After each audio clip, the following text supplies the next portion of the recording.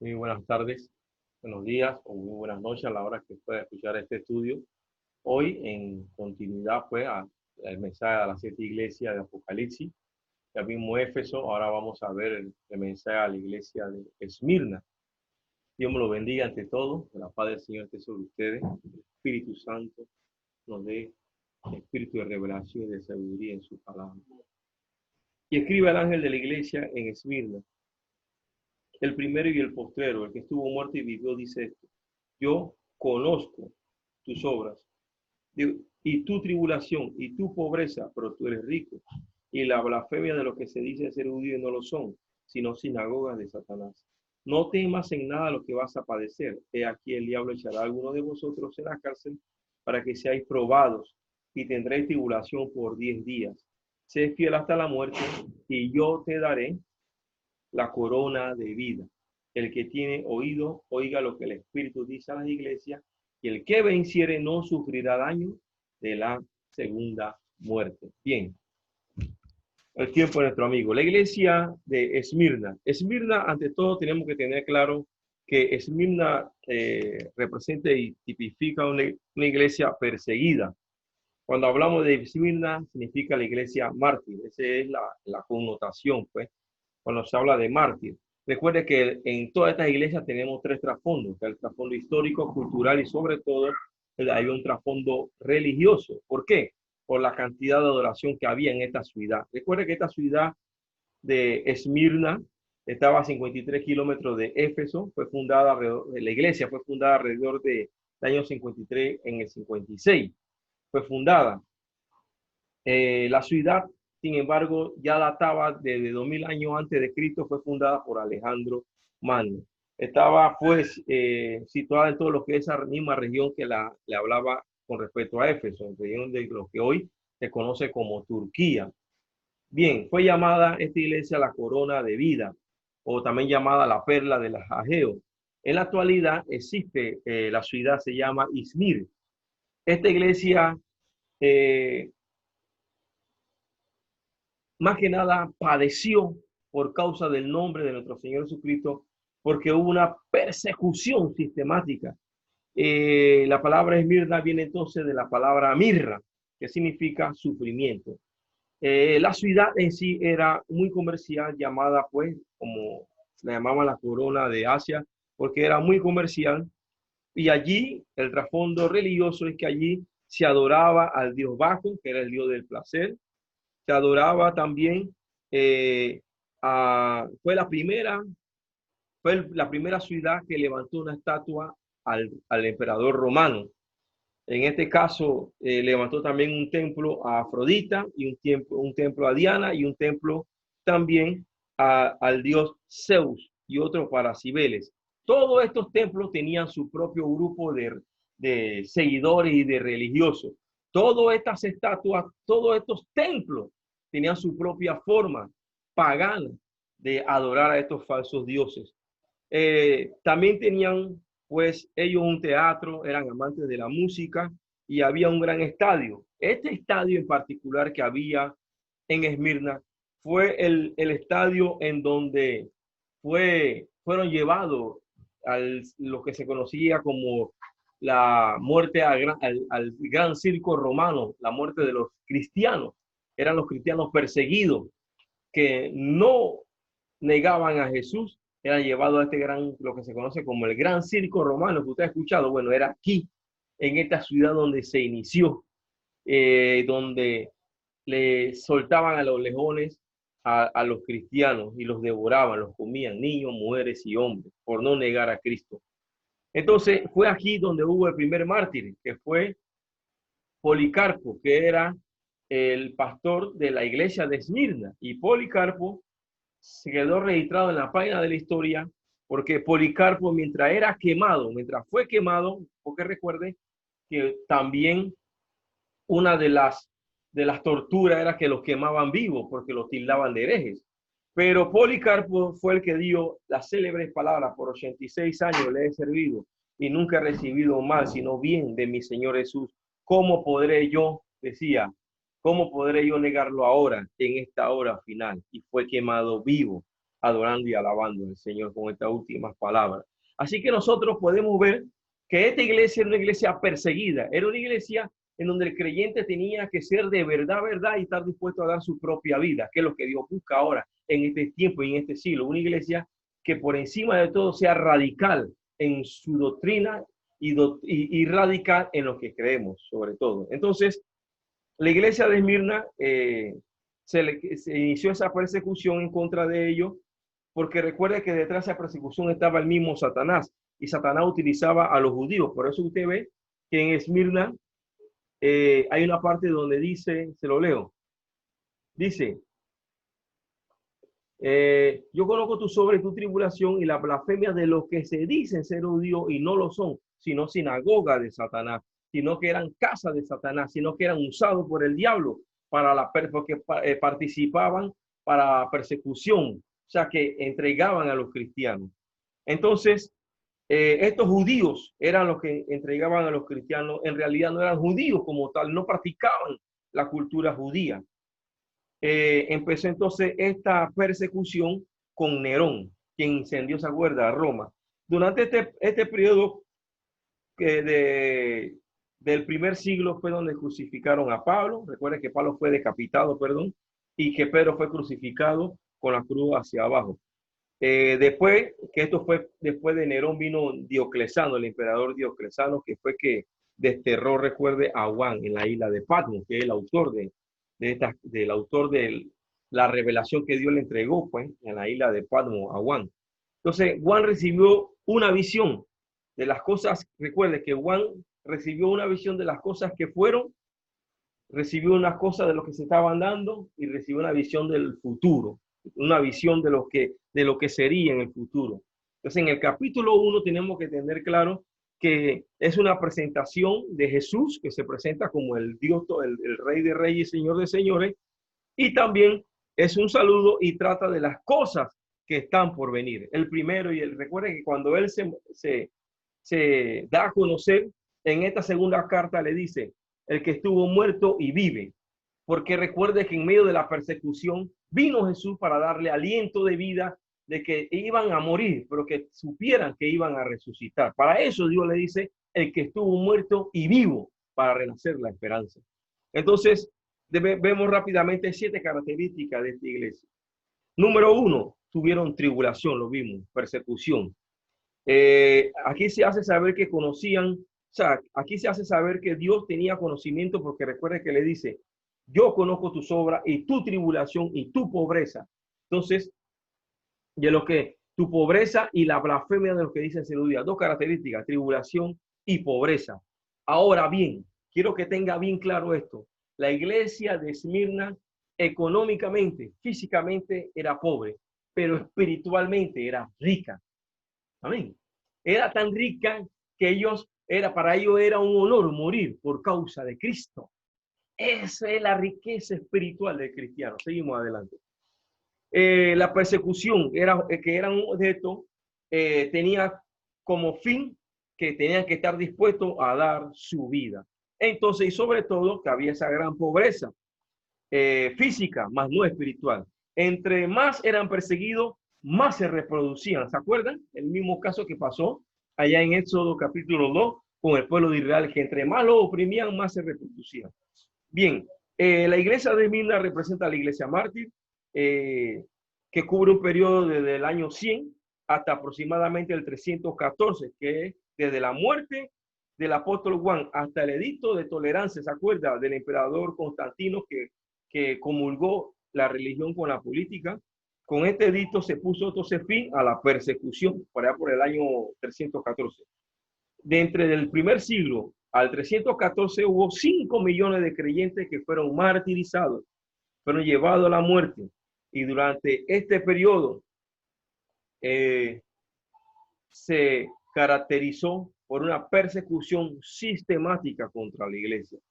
¿Qué otra característica vemos? Tenían un amor ferviente, eran tan fuertes y fieles que aceptaban la muerte, porque entendían que su fe en él merecía hasta las últimas consecuencias. A pesar de las críticas, a pesar de la burla, a pesar del desprecio, a pesar de la incomprensión, nosotros de igual manera debemos estar dispuestos a seguir a Jesús. Que quede bien claro eso.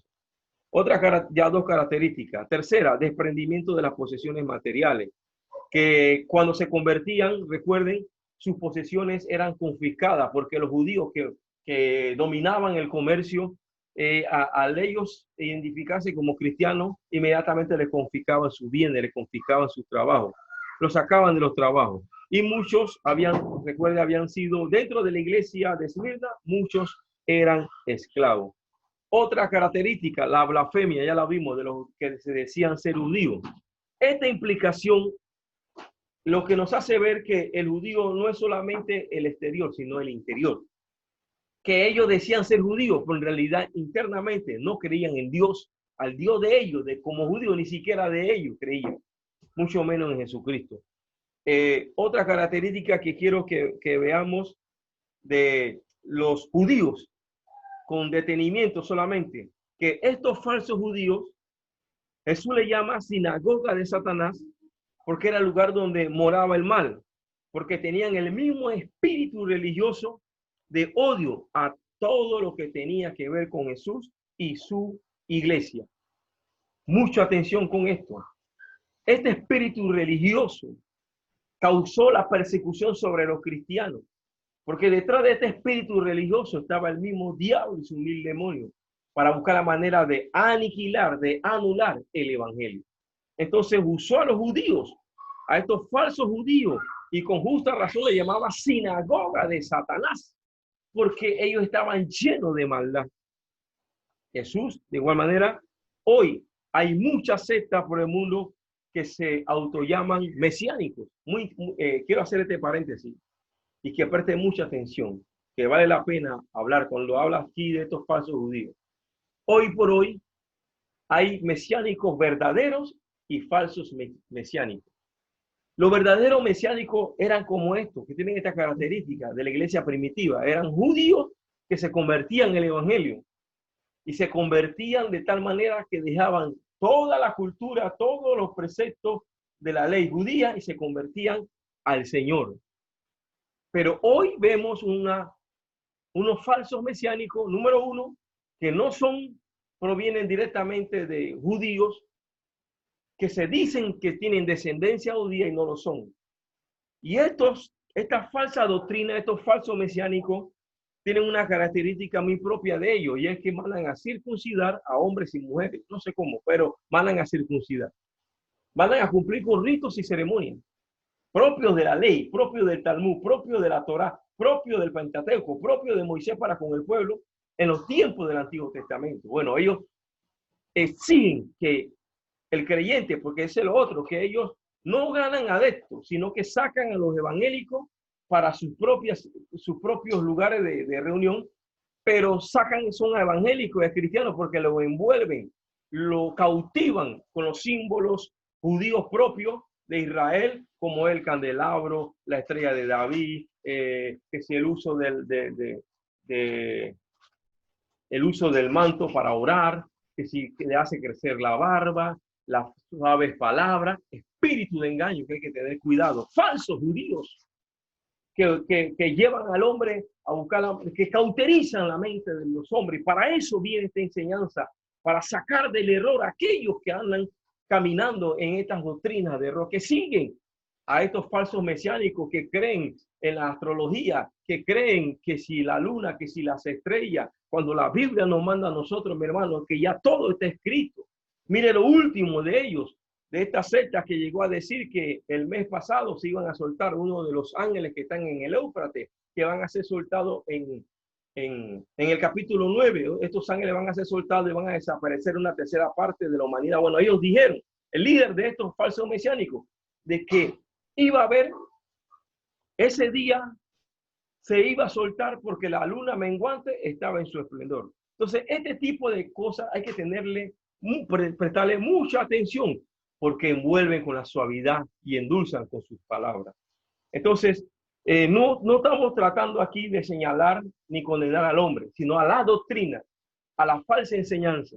Y eso es lo que el Señor le llamó sinagoga de Satanás, falsos judíos, falsos mesiánicos. No eran judíos directamente. Entonces, seguimos adelante. También esta doctrina de los falsos mesiánicos no creen en el rapto, no creen en el arrebatamiento.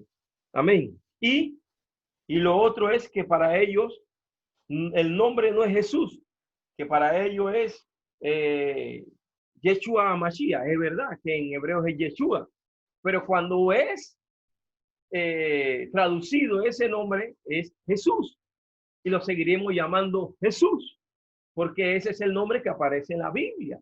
Ese es el nombre que pusieron en la Septuaginta, Jesús. Entonces, que quede claro eso. Por eso ahora entendemos por qué Efesios 4:14 habla que por estratagema, se lo leo de tal manera. Vamos a leerlo. Efesios 4:14 habla de tal manera que dice sobre esto. Dice, para que no sea llevado, no seamos niños fluctuantes llevados por cualquier viento de doctrina, por doquiera de todo viento de doctrina, que por estratagema de hombre, que para engañar emplean con astucia las artimañas del error. Ahí está, 4:14. Judas, me encanta Judas, capítulo 1. Bueno, de por sí Judas nada más tiene un capítulo. En Judas, versículos 4 y 11. Versículo, porque algunos hombres han entrado encubiertamente, lo que desde antes habían sido destinados para esta condenación, hombres impíos, que convierten en libertinaje la gracia de nuestro Dios y niegan a Dios, el único soberano, y a nuestro Señor Jesucristo. Estos falsos mesiánicos niegan la eficacia del poder, del valor de la sangre de Cristo y le dan valor más a los rituales, a la ceremonia propia de los judíos, que ellos sí practican porque es propio de su cultura. Bien, seguimos. Otra característica, cuarta característica, no temas en nada. Aquí Jesús vuelve a darle ánimo en medio de la persecución. Quinta característica, Jesucristo menciona al diablo como responsable por el sufrimiento de los santos en Esmirna. Generalmente acusamos a las personas que de alguna manera causan dolor, causan muerte o sufrimiento, dolor, angustia y problemas. Pero aquí el Señor indica la raíz misma del problema. A veces pensamos que son castigos de Dios o juicios de Dios, pero aquí nos damos cuenta que detrás de las enfermedades físicas, detrás de algunas ataques, está el mismo Satanás. Porque el Señor así lo detalla. Vuelve y lo leemos, dice la Biblia. Dice, no temas en nada. He aquí el diablo echará a algunos de vosotros en la cárcel para que seáis probados y tendréis tribulación por 10 días. Se dice, según los estudios, enseñan de que era una palabra profética porque estos 10 días hablaba de las 10 persecuciones que hubo en la historia desde el siglo I hasta el 314. Hubieron 10 emperadores que sometieron al pueblo de Dios, al cristiano, a una persecución. 1 Nerón, 2 Noviciano, 3 Trajano, 4 Marco Aurelio, 5 Decio,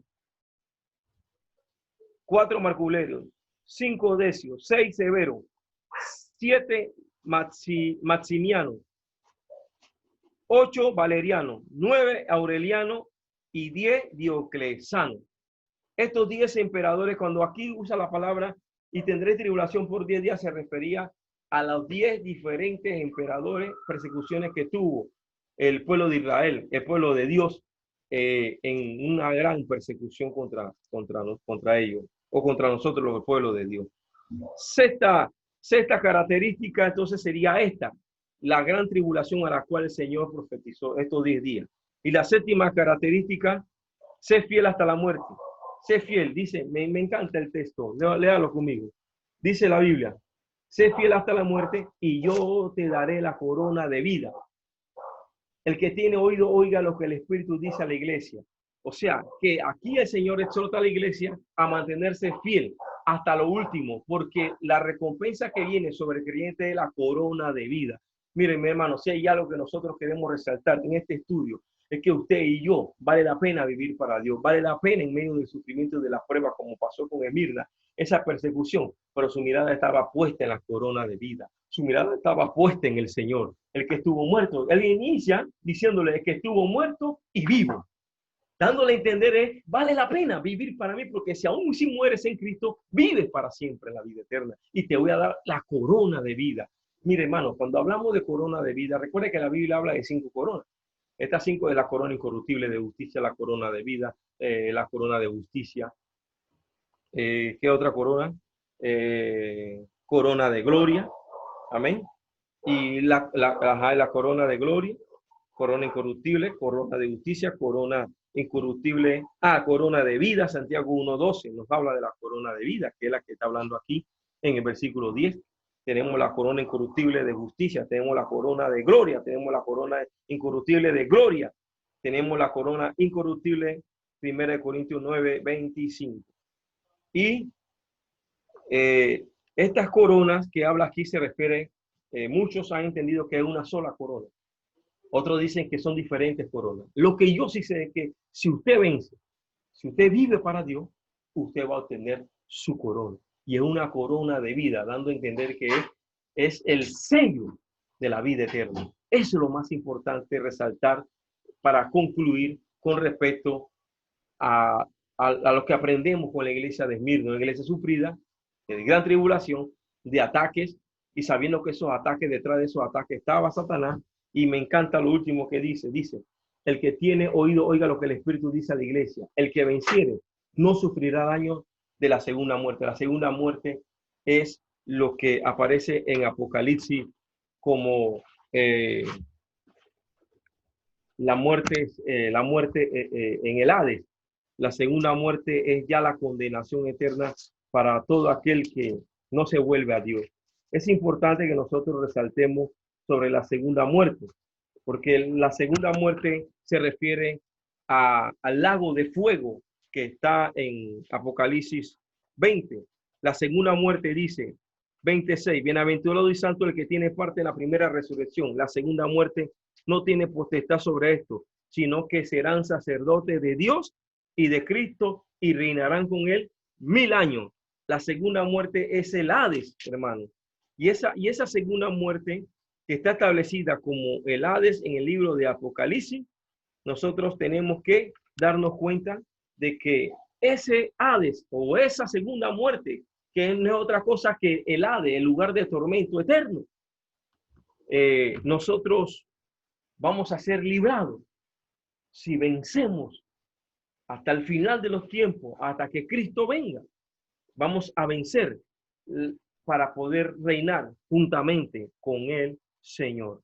Que Dios me lo bendiga muy ricamente en esta hora. Quiero pues que vaya conmigo a Apocalipsis.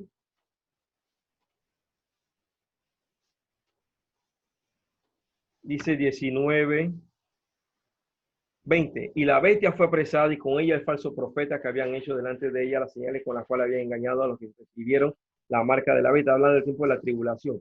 Estos dos fueron lanzados vivos dentro de un lago de fuego que arde con azufre, y los demás fueron muertos con la espada que salía de la boca del que montaba el caballo y todas las aves. Este lago de fuego es lo que dice la Biblia que es la segunda muerte.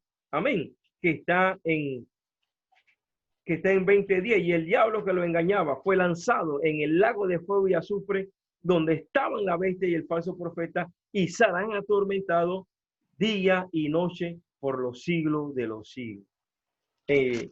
Y así, seguidamente, cuando el Señor habla de que dice, y la muerte y el Hades fueron lanzados al lago de fuego, Apocalipsis 20:14. Y esta es la muerte segunda. Y el que no se halló inscrito en el libro de la vida fue lanzado al lago de fuego. Aquí, doctrina. Aquí le leí los 3 versículos. Termino con Apocalipsis 20:14. Y la muerte y el Hades fueron lanzados al lago de fuego. Esta es la muerte segunda. Y el que no se halló inscrito en el libro de la vida fue lanzado al lago de fuego. Entonces, el Señor habla en Apocalipsis 3 diciendo, en Apocalipsis 2 a la iglesia de Esmirna, diciendo, el que venciere no sufrirá daño de esa muerte segunda, de ese lago de fuego, donde va a ser lanzado Satanás y sus 1000 demonios. y aún la misma muerte, y todos serán atormentados los que le volvieron la espalda a Dios, los desobedientes, que habla Apocalipsis también en Apocalipsis 21. Pero aquí concluimos exactamente el tiempo previsto con esta enseñanza de Esmirna, una iglesia sufrida, persecución, vimos las 7 características y culminamos acerca de la esperanza bienaventurada. El que venciere le daré, dice, la corona de vida y nos librará de la muerte segunda. Dios me lo bendiga muy ricamente. Lo invitamos pues al tercer estudio de la carta que viene ahora a continuación, que es la carta a Tiatira. Que Dios me lo bendiga muy ricamente. Bendiciones.